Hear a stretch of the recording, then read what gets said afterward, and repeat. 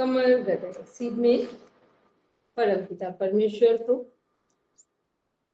माता पिता, इष्ट देव, गुरुदेव सबको प्रणाम करते हुए 3 बार ओम का उच्चारण हमारे साथ करेंगे।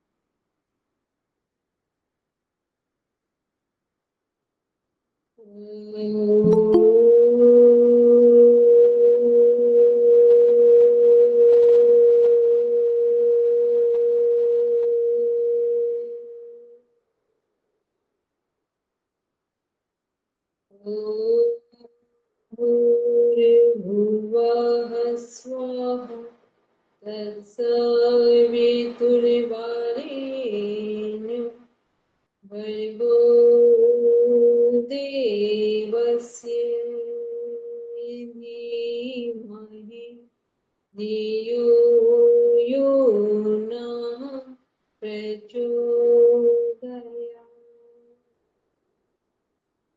सभी लोग मन ही मन संकल्प को दोहराएंगे।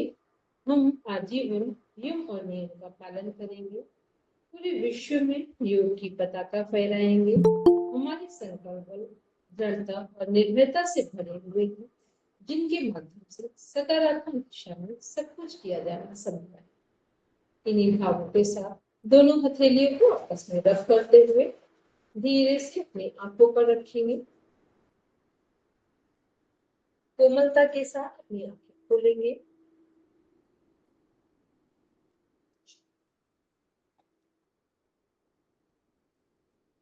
मधु जी हैं तो स्टार्ट कीजिए पढ़ना।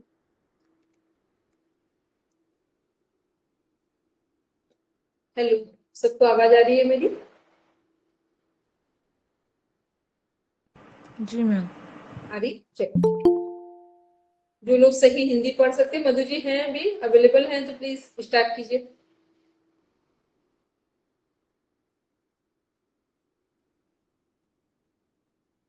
यदि नहीं है तो कोई और पढ़ना चाहे जिसकी हिंदी सही हो वो पढ़ सकते हैं।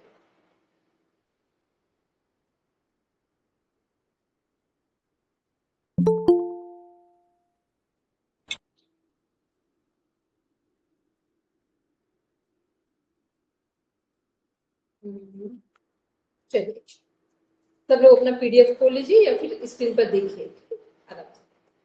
4th पॉइंट है हमारा निरीक्षित अध्ययन नीति। निरीक्षित अध्ययन नीति है क्या?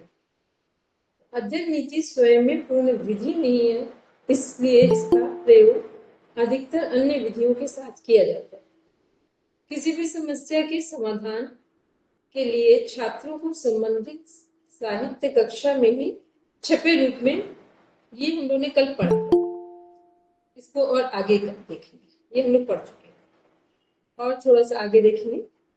साइक्लो स्टाइल रूप में दिया जाता है। छात्रों को ये साहित्य बांटने से पूरे साहित्य को पढ़ने के लिए और ध्यान देने के लिए प्रमुख बिंदुओं की ओर आकर्षित करने हेतु उच्च निर्देशन प्रदान किए जाते हैं। ये हम लोग कल पढ़ चुके थे। जो भी मॉनिटर करें स्लाइड को और आगे कर देंगे। नेक्स्ट पेज पर जाएंगे।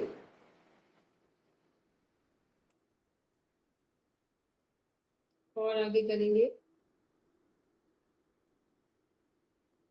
ठीक है, बस अब 6 नंबर पे रुक जाएंगे। 6 नंबर पे रुक जाएंगे। जो 6 नंबर यहाँ रुके। 6 नंबर पर है प्रायोजना नीति। जॉन डीवी के शिष्य क्लीपैट्रिक ने इस विधि को जन्म किया। उनके अनुसार प्रायोजना वह क्रिया है जिसमें पूर्ण संलग्नता के साथ सामाजिक वातावरण में लक्ष्य प्राप्त किया जाता है। स्टीवेंसन ने प्रायोजना को एक समस्या मूलक कार्य बताया जो अपनी स्वाभाविक परिस्थितियों के अंतर्गत पूर्णता प्राप्त करता है। इस विधि में छात्रों के समक्ष एक समस्या प्रस्तुत की जाती है और छात्र उसका हल निकालने में लगे रहते हैं। इसमें छात्र अपनी रुचि व इच्छा के अनुसार कार्य करता है। ये जो हमारी प्रायोजना विधि है, जिसे हम बोलते हैं, बच्चों को प्रोजेक्ट दिए जाते हैं, कई बार कोई भी उन्हें टॉपिक दे दिया गया और फिर उन्हें बताया गया कि अब आप इसको प्रॉपर प्रैक्टिकल फॉर्म में डिजाइन करके लेकर आएंगे। तो कोई थर्माकोल शीट में या किसी ने अलग अलग तरीके, जिसको जैसा जिसके माइंड में जो प्लानिंग है उसके अकॉर्डिंग उसने एक प्रोजेक्ट को तैयार कर दिया और प्रोजेक्ट को प्रैक्टिकल वे में पूरा प्रोजेक्ट तैयार किया। तो ये क्या है, ये हमारी प्रयोजना विधि के अंदर आता है। तो इसमें क्या होता है कि कई बार जो बच्चे हम क्लास में जिनको समझ नहीं पाते हैं कि वो हमारी बात को कितना समझ रहे हैं या उनका आईक्यू लेवल क्या है, तो जब उन्हें ऐसे टॉपिक दिए जाते हैं विषय के अनुसार, उनकी उम्र के अनुसार, उनके विषय के अनुसार, उनकी रुचि के अनुसार, जब ऐसे टॉपिक दिए जाते हैं जिस पर उनको हमें फ्रीडम के साथ हम लोग छोड़ देते हैं कि अब आप प्रॉपर इस टॉपिक को तैयार करेंगे, प्रैक्टिकल फॉर्म में प्रेजेंट करना है। तो क्या होता है कि बच्चों के अंदर इतने तरह के आइडियाज आते हैं, बच्चों के अंदर भी बड़ों के अंदर भी इतने आइडियाज आते हैं जिनकी हम कल्पना नहीं कर सकते, और वो उन आइडियाज को क्या करते हैं, प्रोजेक्ट करते हैं अपने वर्क में। और उन आइडियाज के थ्रू हम लोग ये समझ पाते हैं कि कौन सा स्टूडेंट किस फील्ड में अव्वल है, किस में वो अधिक अच्छा कर सकता है। तो ये किसके थ्रू हम लोग समझ पाते हैं, जो हमारी प्रायोजना नीति या विधि है उसके अंदर। फिर है दत्त कार्य नीति। शिक्षण प्रणाली में स्थायी अधिगम व्यवहारों का निर्माण करने में योग देने वाली, और थोड़ा सा ऊपर कर देंगे 25 जो पेज नंबर है, और ठीक है। तो दत्त विधि में क्या है, शिक्षण प्रणाली में स्थायी अधिगम व्यवहारों का निर्माण करने में योग देने वाली दत्त कार्य नीति महत्वपूर्ण है। दत्त मीन्स एक तरह से होता है कुशल। इसका ध्येय छात्रों को अनुशीलन प्रदान करना, एक अनुशासन है। लियोनार्ड डगलस के अनुसार दत्त कार्य छोटे, लंबे, कठिन, सरल, सामान्य, भिन्न आदि हो सकते हैं। इनका इसका संबंध पाठ, इकाई आदि से विद्यालय में पूरे वर्ष रहता है। मतलब दत्त कार्य नीति, हर दिन जो कार्य, प्रत्येक दिन जो कार्य दिया जाता है क्लास में, कभी वो कार्य छोटा भी हो सकता है, कभी बड़ा भी हो सकता है, कभी कठिन भी हो सकता है, सरल भी हो सकता है, सामान्य भी हो सकता है, कुछ भी हो सकता है। तो उस कार्य को जो पूरे वर्ष डेली होमवर्क में, क्लास वर्क में स्टूडेंट को दिया जाता है, उसमें स्टूडेंट कितनी कुशलता के साथ उस कार्य को पूरा करते हैं, इसे बोलते हैं दत्त कार्य नीति।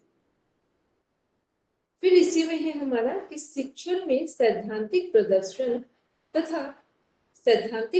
तथा प्रायोगिक तीनों ही पहलू दत्त कार्य विधि द्वारा छात्रों को स्पष्ट किए जा सकते हैं।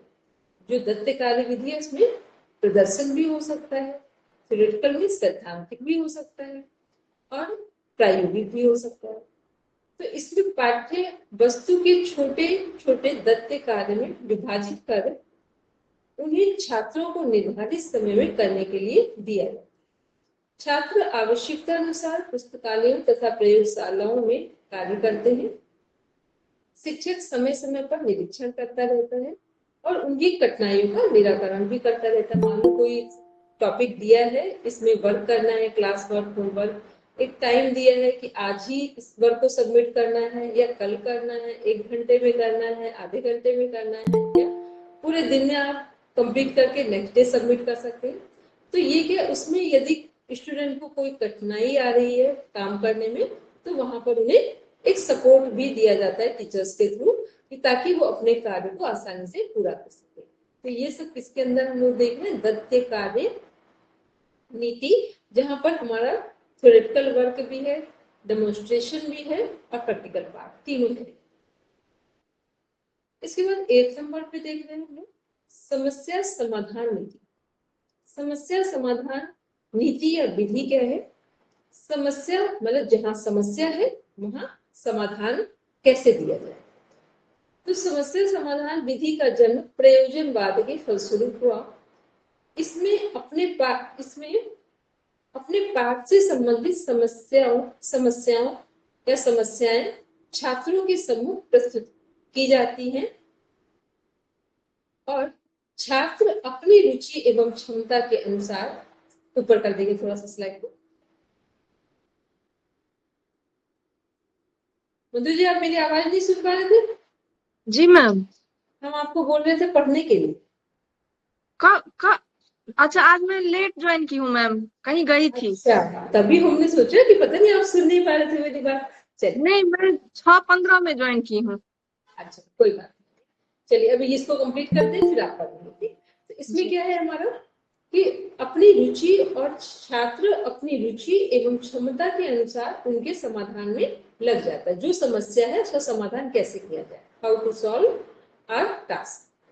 इस विधि में समस्या छात्रों के समक्ष स्पष्ट शब्दों में रखी जानी चाहिए या रखी जाती है तथा उनके अधिगम अनुभवों पर आधारित होनी चाहिए। शिक्षक की सहायता से छात्र समस्याओं का संश्लेषण अथवा विश्लेषण करते हैं और समाधान तक पहुंचने का प्रयास करते हैं। तो यह समस्या समाधान विधि क्या है कि जैसे मान लो एक कोई समस्या है, सपोज करके बच्चों से बोला गया कि ये जो कंप्यूटर है इसको बोर्ड पर कैसे प्रेजेंट किया जाए, या ये कहा जाए कि कंप्यूटर का जो कीबोर्ड है इसको कैसे इजी गोइंग सबको जो वो है कीबोर्ड के थ्रू मॉनिटर में जो डिस्प्ले हो रहा है तो वो कैसे लोगों को समझ में आए, तो ये कैसे सरल किया जा सकता है। तो इस तरह के टॉपिक, या ये कहा गया कि कोई आसन है, आसन से अगर मान लो गोमुख आसन से हार्ट डिजीज दूर की जा सकती है, तो इसको कैसे प्रेजेंट किया जाए और कैसे प्रेजेंट करके बताया जाए कि हार्ट डिजीज पर गोमुख आसन का प्रभाव कैसे पड़ता है। तो ये क्या है, समस्या समाधान नीति है या विधि है। तो ये समस्या दी गई छात्रों को, छात्रों के सामने प्रस्तुत की गई है समस्या। अब छात्रों को इस पर काम करना है। अब कोई छात्र इसको पेन पेपर से डिजाइन करके बता रहे हैं, कोई रिकॉर्डिंग के फॉर्म में, कोई क्लिप तैयार कर रहा है विजुअल फॉर्म में, उस बात को दिखाने का प्रयास कर रहा है। कोई इसको क्या कर रहा है कि सपोज करके बोलकर बताने का, सामने सामने प्रेजेंटेशन देना चाह रहा है। कोई इसमें छात्र क्या कर रहे हैं कि बोर्ड में प्रेजेंटेशन देना चाह रहे हैं। तो ऐसे कोई थर्माकोल की सहायता से उस पर चीजों को प्रेजेंट कर रहे हैं। पेंटिंग के द्वारा, मतलब कम से कम कितने माध्यम हो सकते हैं जिनके द्वारा ये प्रेजेंट किया जा सकता है कि कैसे हार्ट डिजीज को गोमुख आसन के द्वारा कंट्रोल किया जा सकता है या ठीक किया जा सकता है। तो ये क्या, ये समस्या रखी गई स्टूडेंट के सामने, विद्यार्थियों के सामने, और टीचर्स को क्या ने समस्या को रखते हुए ये बताया कि सबको अपने अपने लेवल पे जाकर इस समस्या का समाधान देना है। ये समस्या समाधान विधि मोस्टली एक छोटा सा पार्ट किसका है, रिसर्च का पार्ट है। जितने भी रिसर्च किए जाते हैं उनका एक छोटा सा पार्ट है समस्या समाधान विधि। तो इसमें क्या होता है, बहुत बार जो आइडियाज टीचर्स के माइंड में भी नहीं होते हैं वो स्टूडेंट के माध्यम से समस्या का समाधान के रूप में निकलकर हमारे सामने आते हैं। नेक्स्ट देखेंगे आगे।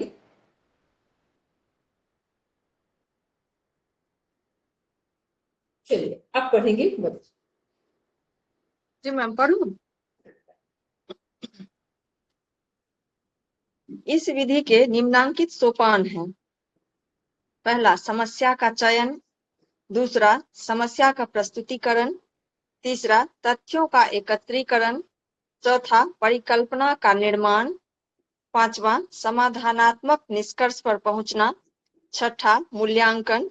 सातवां, कार्य का आलेखन। इसमें नौवां। आप एक बात देखिए, हाँ ये 9 नंबर से पहले देखिए कि जो समस्या समाधान विधि हमने अभी बोला था रिसर्च का पार्ट है, शोध का विषय। तो यहाँ पर सबसे पहले क्या होगा, एक समस्या का चयन होगा। अभी हमने बोला था ना समस्या क्या थी हमारी, हार्ट डिजीज थी जो हमने गोमुख आसन के साथ कनेक्ट की थी। फिर था समस्या का प्रस्तुतिकरण। तो मान लो समस्या है कि हृदय रोगों पर गोमुख आसन का प्रभाव। तो समस्या क्या है, हृदय रोग है, हार्ट डिजीज है। प्रभाव क्या है, समाधान क्या है, गोमुख आसन है। अब इसको प्रेजेंट कैसे करेंगे, तो पहले समस्या को दिखाएंगे, हार्ट डिजीज है क्या, कितनी गहरी समस्या है, और समस्या का स्वरूप वर्तमान समय में कैसा है। फिर समस्या का प्रस्तुतिकरण होगा। प्रस्तुतिकरण में समस्या के बारे में बताएंगे कि पहले ये समस्या बड़े लोगों को थी, बुजुर्गों को थी, अब इस समस्या से युवा लोग भी प्रभावित हैं, इवन छोटे छोटे बच्चे भी हार्ट डिजीज के शिकार हो रहे हैं। ये क्या है? समस्या का प्रस्तुतिकरण। फिर तथ्यों का एकत्रीकरण का मीन्स होता है डाटा, कि यूएस में कितने % लोग हार्ट डिजीज के शिकार हो चुके, 40%, 30%, 20%। इंडिया को, मैं आप सबको पता है, इंडिया सबसे पहले किसकी कैपिटल बना? ओबेसिटी, मोटापा। फिर इंडिया किसकी कैपिटल बना? डायबिटीज। फिर किसकी कैपिटल बना इंडिया? Asthmatic attack. और इस समय अस्थमैटिक अटैक के साथ ही हार्ट डिजीज जुड़ी। भारत चौथे नंबर पे, कैपिटल मीन्स होता है राजधानी बन गया, इतनी गंभीर समस्या। और इधर दूसरे साइड मानसिक स्वास्थ्य को देखेंगे तो मानसिक स्वास्थ्य का रेशियो क्या है? पूरे वर्ल्ड वाइड क्या चल रहा है कि हर 5 में से 1 व्यक्ति मानसिक रोग का शिकार होता है। ये शारीरिक रोग है और मानसिक रोग में 5 में से 1 व्यक्ति। फिर ऐसे पीसीओडी को देख लें तो हर 4 फीमेल में से 4 में भी अब नहीं हो गया, रेशियो तो ये आ गया कि 3 में से 1 फीमेल पीसीओडी की शिकार है।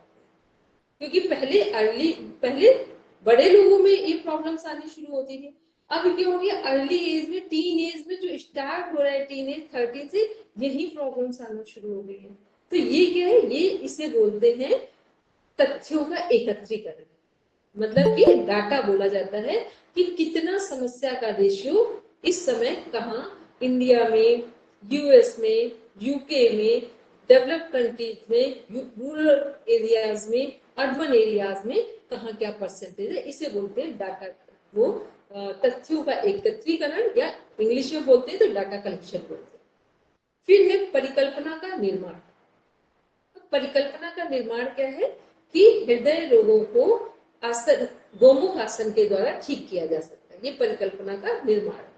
फिर समाधानात्मक निष्कर्ष पर पहुंचना, जब 1 महीने या 3 महीने 10 मिनट का गोमुख आसन का अभ्यास करके यदि हार्ट डिजीज को किसी व्यक्ति की या एक हार्ट डिजीज के लोगों के ग्रुप पर काम किया गया और उसमें निष्कर्ष निकला कि हार्ट डिजीज में आराम मिला है लोगों को, ब्लॉकेज जो थे, आर्टरीज थे, उनके ब्लॉकेज ओपन हो गए हैं आसन के द्वारा, तो ये क्या है? समाधानात्मक निष्कर्ष पर पहुंचना। फिर क्या होगा? मूल्यांकन होगा। मूल्यांकन से क्या पता चलेगा कि अभी तक जितने लोगों ने हार्ट डिजीज पर अलग अलग आसनों के प्रभाव देखे, प्राणायाम के प्रभाव देखे, उसमें से गोमुख आसन का प्रभाव कितना अलग और कितना अधिक पड़ा है। फिर है कार्य का आलेखन, मीन्स इसको क्या कर दिया जाएगा? जनरलाइज कर दिया जाएगा कि सभी लोग गोमुख का आसन का यदि हार्ट डिजीज वाले अभ्यास करते हैं तो हार्ट डिजीज को कंट्रोल करना सरल हो जाएगा। ये सबसे इंपॉर्टेंट पार्ट था आपका 8 नंबर, जितने मेथड्स थे, क्योंकि रिसर्च का पार्ट था। ठीक है, अब 9 नंबर पढ़ेंगे जी। वार्तालाप नीति। ली के अनुसार वार्तालाप शैक्षिक समूह क्रिया है। इसमें छात्र सहयोग पूर्वक एक दूसरे से किसी समस्या पर विचार करते हैं। इस नीति में कोई एक विषय ले लिया जाता है और शिक्षक उस विषय पर छात्रों को वार्तालाप या वाद विवाद करने के लिए प्रेरित करता है। यह नीति शिक्षण एवं छात्र में अंतः प्रक्रिया के अवसर बढ़ाती है। इस विधि की सफलता के लिए यह आवश्यक है कि छात्रों को अपने विचार प्रकट करने की स्वतंत्रता होनी चाहिए। वार्तालाप नीति में सभी छात्रों को बोलने के लिए प्रेरित किया जाना चाहिए, किंतु शिक्षक एक निरीक्षक तथा निर्देशक के रूप में काम करता रहता है। 10वां वार्तालाप विधि क्या है? जब भी क्लास में कोई भी सब्जेक्ट पूरी तरीके से समझा दिया गया हो, उसके बाद बच्चों से फीडबैक जरूर लेना चाहिए, उनसे क्वेश्चन का आंसर पूछे या अपने मन से उन्हें कोई क्वेश्चन दे और सभी बच्चों को उसका उत्तर देने के लिए प्रेरित करें। क्योंकि बहुत सारे बच्चों के अंदर हेजिटेशन होता है, बहुत सारे ऐसे बच्चे होते हैं जिनको आंसर बिल्कुल सही आता है लेकिन फिर भी वो क्लास में बोलने में अपने आप को हेजिटेट फील करते हैं। तो वार्तालाप नीति या विधि से क्या होगा कि सभी बच्चों के अंदर हेजिटेशन रिमूव हो जाएगा और वो अपनी बात को व्यक्त करने में सहज फील करेंगे। इसलिए वार्तालाप विधि कक्षा का एक आवश्यक हिस्सा होना चाहिए। आगे पढ़ेंगे समीक्षा नीति। समीक्षा नीति। रिव्यू को हिंदी में पुनरावलोकन या समीक्षा भी कहा जाता है। इसका मतलब फिर से अपने विचार करने, तथ्यों को स्मरण करने, उनकी समीक्षा करने तथा महत्वपूर्ण निष्कर्षों पर पहुंचने से है।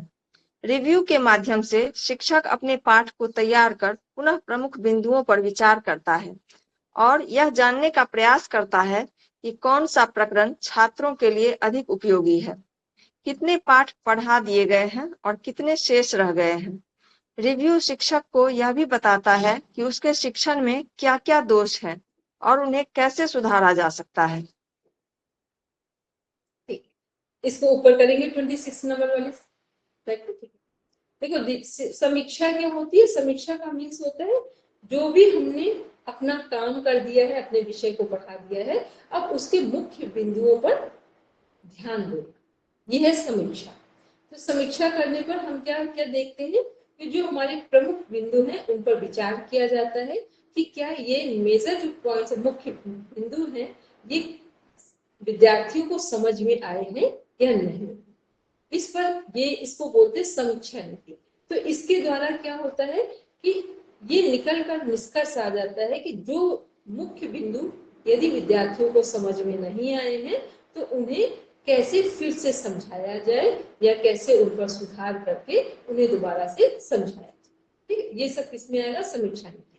और जहाँ जो कुछ ठीक नहीं था उसे हटाया जाए और जो कुछ ऐसा जिसकी जरूरत है उसे वहां पर जोड़कर या ऐड करके या उसमें सम्मिलित करके विद्यार्थियों को शिक्षकों द्वारा समझाया जाए, ये समीक्षा है।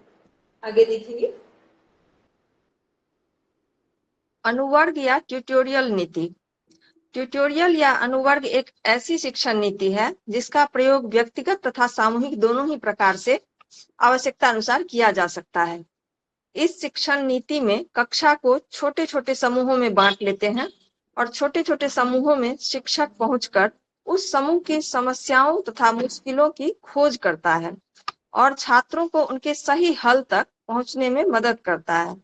ट्यूटोरियल में छात्रों की व्यक्तिगत समस्याओं के साथ साथ पढ़ाई संबंधी जटिलताओं पर भी आवश्यक ध्यान दिया जाता है, इसलिए इसको गहन शिक्षण का माध्यम भी कहा जाता है। ट्यूटोरियल के द्वारा ज्ञानात्मक तथा भावात्मक पक्षों से उच्च स्तरों के उद्देश्यों को प्राप्त किया जाता है। यह छोटे बच्चों तथा प्रौढ़ों की पढ़ाई के लिए अधिक उपयुक्त है। ट्यूटोरियल का मीन समझ गए? जो ट्यूशन पढ़ाया जाता है। ठीक, कोचिंग और ट्यूशन में क्या अंतर है? कोचिंग में ग्रुप होता है और ट्यूशन में व्यक्ति विशेष होता है। ठीक है, तो कोचिंग में क्या होता है कि कोचिंग में वो सभी बच्चे पढ़कर ज्ञान प्राप्त कर सकते हैं जो थोड़ा सा अच्छे हैं, जिनके अंदर समझ वाली शक्ति अधिक है। लेकिन ट्यूशन में क्या होता है कि जो बच्चे ग्रुप में सीख पाने में असमर्थ हैं, कैपेबल नहीं है, वो क्या उन्हें के लिए ट्यूटोरियल मेथड जो है वो अच्छा है। क्योंकि जब जो शिक्षक हैं ऐसे स्टूडेंट को पर्सनल इंडिविजुअल ट्रीट करते हैं तो कई बार होता है कि एक बच्चा है जो पढ़ने में बहुत अच्छा है लेकिन वो बहुत हेजिटेट होता है, तो इसलिए वो ग्रुप में कभी अपनी बात कह ही नहीं पाता है, तो वहां उसको प्रॉब्लम होती है। और वही जब ट्यूटोरियल में ट्यूशन पढ़ता है तो जो अध्यापक है वो उसकी बात को धीरे धीरे समझना शुरू करते हैं और वो इंडिविजुअल है, अकेले पढ़ रहा है, तो उसके हेजिटेशन को दूर करने के लिए सारे प्रयास करेंगे और धीरे धीरे वो अकेले में उससे बात को बुलवाने का प्रयास करवाएंगे। और ये देखेंगे, सभी ने देखा होगा कि बहुत सारे बच्चे जो ग्रुप में नहीं सीख पाते हैं वो इंडिविजुअल ट्यूटोरियल जो मेथड है या ट्यूशन के द्वारा या अकेले जब किसी से सीखते हैं तो वहां सीखने में समर्थ हो जाते हैं। तो ट्यूटोरियल मेथड वहां पर है जहां बच्चे कमजोर हैं या बच्चे हेजिटेट होते हैं या बच्चों का कोई विषय उन्हें बहुत मुश्किल में समझ में आता है, उन सभी जगह ट्यूटोरियल मेथड हमारा यूजफुल होता है। आगे बढ़ेंगे 12th नंबर, इसको ऊपर कर देंगे पीडीएफ को। ऐतिहासिक खोज नीति। ऐतिहासिक खोज में छात्रों को किसी भी घटना और ऊपर कर देंगे और ऊपर 11 नंबर कंप्लीट हो गया है, पीडीएफ को और ऊपर करेंगे 11 नंबर कंप्लीट हो चुका है, 12 नंबर पे आना है। मधु जी आप पढ़ेंगे। ऐतिहासिक खोज नीति। ऐतिहासिक खोज में छात्रों को किसी भी घटना के अनुसंधान को लेकर उसके प्रारंभिक विकास के स्तर से गुजारा जाता है। इस नीति में छात्रों को प्रथम खोजकर्ता से अंतिम खोजकर्ता या वैज्ञानिक तक के संबंध में आविष्कारक की स्थिति में रखा जाता है। इसमें छात्रों को इस प्रकार से रखा जाता है जिससे कि वे भली भांति देख सकें कि किस प्रकार से विभिन्न खोजकर्ताओं के विश्वास कैसे समय खोजों तथा आविष्कार के तथ्यों के साथ साथ बदलते चले जाते हैं। किस प्रकार से एक सिद्धांत के पश्चात दूसरा सिद्धांत निकलता है या परिवर्तित होता है। इस प्रणाली में छात्र विभिन्न तथ्यों और अनुमान के अंतर का मूल्यांकन भी करते हैं। श्री गर्ग ने इस नीति को स्पष्ट करते हुए लिखा है कि इसमें छात्र इस बात को स्वीकार करते हैं, अनुमान तब तक सत्य है कि जब तक कि वह समस्त प्रक्षित घटनाओं को समझा सके। ये वैज्ञानिक सिद्धांतों तथा घटनाओं के विकास की प्रक्रिया देख सकते हैं, अर्थात अपरिपक्व अनुमान से लेकर परिपक्व अन्वेषण खोज तक। इस शिक्षण नीति के प्रवर्तक जे.एस. बूनर हैं। उनके अनुसार खोज विधि में छात्रों को अपने मानसिक स्तर, आय, कक्षा तथा अन्य संबंधित तथ्यों के अनुरूप मौलिक रूप से नवीन ज्ञान की खोज करनी पड़ती है। इसमें तथ्यों की व्याख्या इस प्रकार की जाती है जिससे नवान तथ्यों का बोध होने लगता है। यह विधि छात्रों को सक्रिय बनाती है और छात्रों के चिंतन, सूझबूझ तथा निरीक्षण क्षमताओं का विकास करती है। जो अन्वेषण विधि है ये भी शोध विधि का ही स्वरूप है। इसमें क्या है, जैसे मान लो पहले हम लोगों ने, एक टाइम था कि घर में जब प्रेशर कुकर आया तो लगा बहुत बड़ी बात है कि खाना कितनी आसानी से बनने लगा। कहाँ चूल्हे में कितनी देर में बनता था, हम लोगों ने अपनी दादी बचपन में इतना तो याद है, गांव में देखा है। ठीक है, वैसे तो वो सब कुछ बहुत अच्छा, लेकिन प्रेशर कुकर अपने आप में बड़ी एक उपलब्धि दिखाई दी। फिर एक और टाइम आया कि देखते देखते अवन आ गया। उसमें हम लोग ने क्या किया कि पूरा सारी कुछ चीजें उसी में रख दी। उससे भी ज्यादा अच्छी चीजें क्या आ गई कि एक साथ पूरी चीजें खाने को हमने एक बॉक्स में पूरा रखा, उसको धूप में रख दिया। और भी चीजें आ गई, अभी तो आपने यहाँ पर है, हम लोग तो नहीं पता है। ऐसी भी चीजें हैं जिनमें आपने एक साथ बनाया और बनने में आपको 5 मिनट का भी टाइम नहीं लगा। लेकिन ये क्या है, एक तरह से तो फायदेमंद है कि जितना फास्ट प्रोसेसिंग होती जा रही है और हर दिन एक नया आविष्कार आ रहा है। और उससे भी ज्यादा एक आविष्कार क्या हो गया, जोमेटो हो गया। घर बैठो, यहाँ ऑर्डर करो, घर ही में चीजें उपलब्ध हो गई यहाँ पे। तो ये क्या है, एक तरह से आविष्कार होते होते हम बहुत आगे जा रहे हैं। अब इन आविष्कारों से यदि हमारी लाइफ सिक्योर हो रही है, स्वस्थ हो रही है, तब तो ये ठीक है। तो हमें विज्ञान का उपयोग कहाँ तक करना है, जहां तक वो हमारे स्वास्थ्य के लिए अच्छी हो। यदि वो एक्सेस हो जाए, जैसे फ्रिज था, पहले क्या था कि कोई भी सामान खराब हो जाता था, तो जब फ्रिज आई तो हम लोगों को एक बहुत बड़ी उपलब्धि लगी। लेकिन आज पता है फ्रिज क्यों नुकसानदायक है? हर सामान हम लोग फ्रिज में रख रहे हैं, कुछ भी बनाया फ्रिज में रख दिया। आपने कभी ध्यान दिया होगा, जिस सामान को फ्रिज में आप 8 घंटे रख देते हैं उसका टेस्ट खराब होने लगता। टेस्ट का मतलब जैसा उसका ओरिजिनल टेस्ट था अब वो वैसा नहीं रहेगा। आप फ्रूट्स कोई भी आपको ऐसे ना पता चलता हो तो देखेंगे, कोई भी फ्रूट्स आप फ्रिज में रख दीजिए और उसके बाद उसको दूसरे दिन खाइए, उसका जो मीठापन है, फ्रेशनेस तो वैसी रहेगी लेकिन मीठापन हल्का हो जाएगा। तो ये क्या है, ये जो हम अन्वेषण विधि देख रहे हैं, इसका मतलब एक के बाद चीजें हमें अच्छी मिलती गई। वैज्ञानिक शोधों में आविष्कार होते चले गए। एक उदाहरण और लेते हैं, लेकिन ये कहाँ तक हार्मफुल है इसको ध्यान रखना। अब देखते हैं, पहले क्या था कि सिर दर्द की एक गोली आती थी, फिर दूसरी गोली आ गई क्रोसिन, फिर उसमें ब्रूफिन, डिस्प्रिन, ऐसे करते करते हर कंपनी अपनी अपनी मेडिसिन बनाती चली गई। एक टाइम आया कि हम लोग यही कंफ्यूज हो गए कि सिर दर्द हो रहा है, अब कौन सी लेना अच्छा है।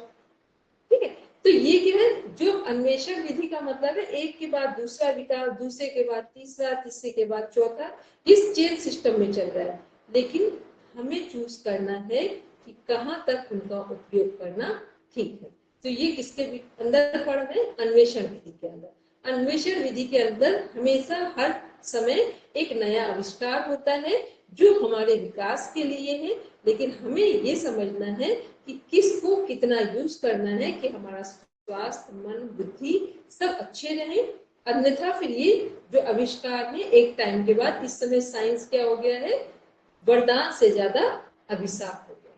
जितना हमने आराम की चीजें बढ़ती गई उतना हॉस्पिटल खुलते जा, पहले क्या था, काम इतना अधिक था कि बीमारी के बारे में सोचना मुश्किल था। आज आराम इतना अधिक है कि लेटे लेटे व्यक्ति सोच रहा है कि हमको कहीं यहाँ दिक्कत है, कहीं यहाँ दिक्कत है, हर जगह उसको दिक्कत फील हो रही है। ठीक है, तो ये क्या है, एक अन्वेषण विधि में आविष्कार होते होते आज एक समय पर विज्ञान वरदान की जगह अभिशाप, मोबाइल इस समय क्या है, अभिशाप के रूप में आ रहा है। ठीक, अगर हम इसका सदुपयोग करेंगे तब तो ठीक है, नहीं तो ये फिर अभिशाप के रूप में हमारे बच्चों को बिल्कुल बर्बाद कर रहा है यदि हमें ध्यान नहीं दिया। तो ये अन्वेषण विधि के अंदर। अब आगे पढ़ेंगे, प्लीज जो मॉनिटर करें अमितेश भैया, थोड़ा ऊपर कर देंगे इसको। प्रश्नोत्तर नीति। पढ़े। प्रश्नोत्तर शिक्षण नीति सुकरात के समय से चली आने वाली एक प्राचीन पद्धति है, इसलिए इस नीति को सुकराती विधि भी कहा जाता है। सुकरात के अनुसार प्रश्नोत्तर प्रणाली के 3 प्रमुख सोपान होते हैं। पहला, प्रश्नों को व्यवस्थित रूप से निर्मित करना। दूसरा, उन्हें समुचित रूप से छात्रों के सामने रखना ताकि नए ज्ञान के लिए उनमें उत्सुकता जागृत हो सके।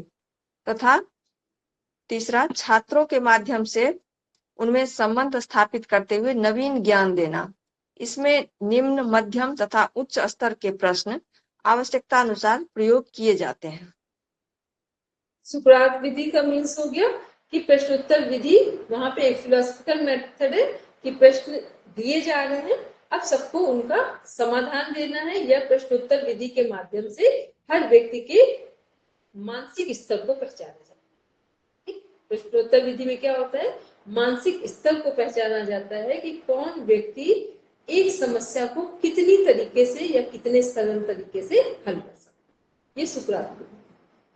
आगे पढ़ेंगे जी। पात्र, 14वां नंबर है पात्र। अभिनय या अनुकरणीय अथवा भूमि निर्वाह नीति। यह अभिनयात्मक विधि है जिसका संबंध ज्ञानात्मक तथा सामाजिक कौशल विकसित करने से है। इसमें छात्रों की रुचि, अभिरुचि तथा अभिवृत्ति में परिवर्तन लाया जा सकता है। इसमें अनुकरणीय शिक्षण को महत्व दिया जाता है। इस पात्र अभिनय या नाटकीय विधि में कक्षा को छोटे छोटे समूहों में बांट दिया जाता है और उनसे दूसरों के अनुभवों का अनुकरण कराया जाता है। इसमें क्रमशः छात्रों को शिक्षक और छात्र दोनों ही प्रकार के रोल खेलने पड़ते हैं। इसके माध्यम से एक छात्र शिक्षक बन जाता है और शेष उस समूह के छात्र उस शिक्षक के वास्तविक छात्रों का अभिनय करते हैं और अपनी भावनाओं तथा अनुभवों को स्वाभाविक रूप से व्यक्त करते हैं। इसमें छात्रों को अभिनय के लिए कोई अभ्यास नहीं कराया जाता और उन्हें बिना किसी अभ्यास के कोई भूमिका दे दी जाती है जिसका निर्वाह छात्रों को करना होता है। ये शायद आप लोगों को याद होगा कि टीचर्स डे होता था। टीचर्स डे में क्या होता था कि जो जिस सब्जेक्ट के टीचर हैं, कोई एक स्टूडेंट वो टीचर्स डे के दिन, शिक्षक दिवस के दिन, उन टीचर के सब्जेक्ट को आकर उन्हीं के पीरियड में पढ़ाता।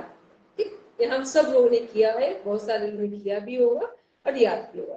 तो इसमें क्या चीजें हमें समझ में आती है, जब तक हम स्टूडेंट बनकर बैठते हैं तब टीचर पढ़ा रहे होते हैं तो हम दूसरी तरीके से देख रहे होते हैं, और जब हम ही टीचर बन के बैठते हैं जाकर, जैसे अभी हम पढ़ा रहे हैं, आप वहां बैठे हैं, तो जब आप अपनी जगह पर बैठे और हम यहाँ बैठे तो कई बार ऐसा लगता है नहीं ये तो काम बिल्कुल सरल सा है, हम भी पढ़ा सकते हैं।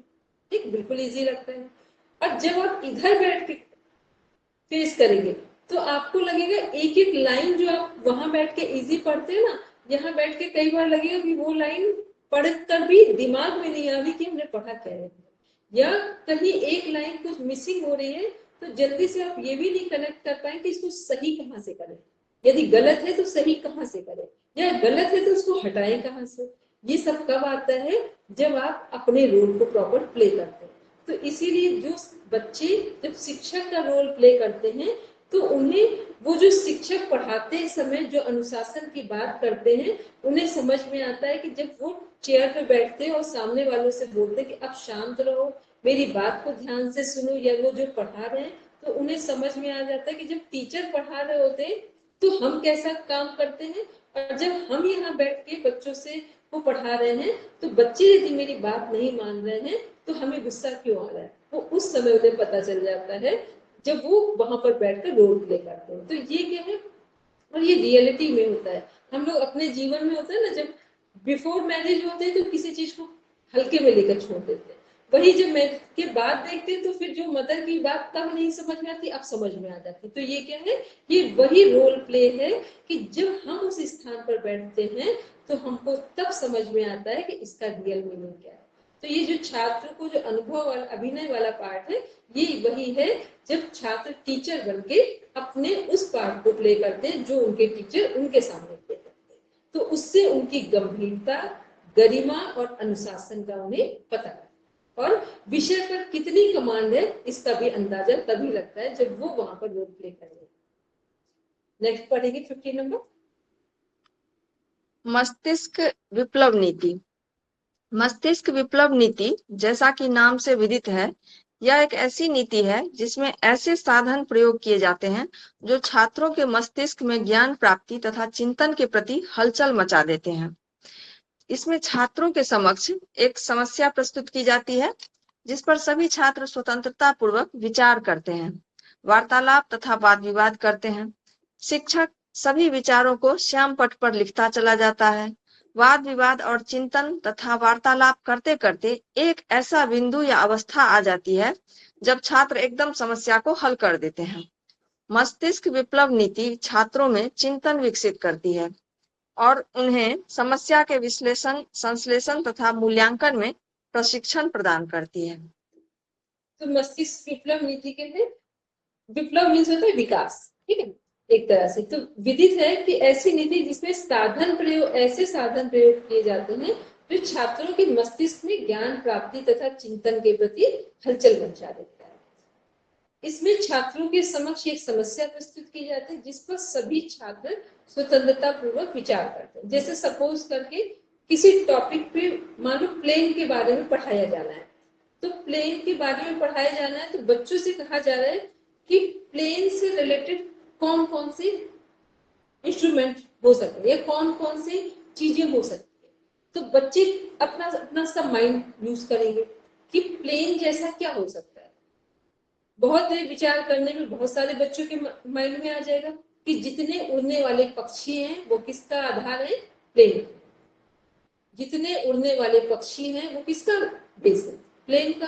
प्लेन किसके बेस पे बनाया गया, पक्षियों के पंख के बेस पर ही तो बनाया गया है कि वही शेप दिया गया है कि कैसे वो उड़ान भर सकते हैं। तो ऐसे ही क्या है, मस्तिष्क विप्लव नीति में ऐसे टॉपिक दिए जाते हैं जिस पर बच्चों को स्वतंत्र छोड़ दिया जाता है कि उनको उसका आधार बताना होता है कि ये जो टॉपिक है इसका आधार क्या है या इसको और विकसित कैसे किया जा सकता है। ठीक है, अब कल हम लोग इस टॉपिक को भी देखेंगे, मस्तिष्क विप्लव नीति को, और इसके नीचे के जितने भी नंबर है उनको देखेंगे। एक बार इसका लास्ट नंबर देखना चाहेंगे इस पीडीएफ का। मोदी जी बोलिए लास्ट नंबर, पीडीएफ का पेज नंबर बोलिए।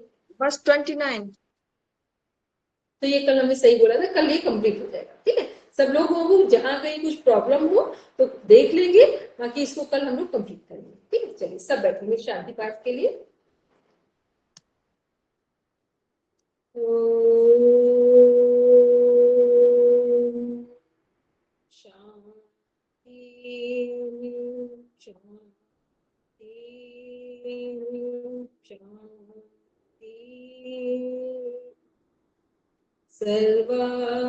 सर्वारिष्ठर्षु शान्तिर्भवतु। Now rub your palms. Touch your eyes. Then open your eyes. चलो, सबको प्रणाम, शुभ रात्रि। प्रणाम। प्रणाम सभी को प्रणाम।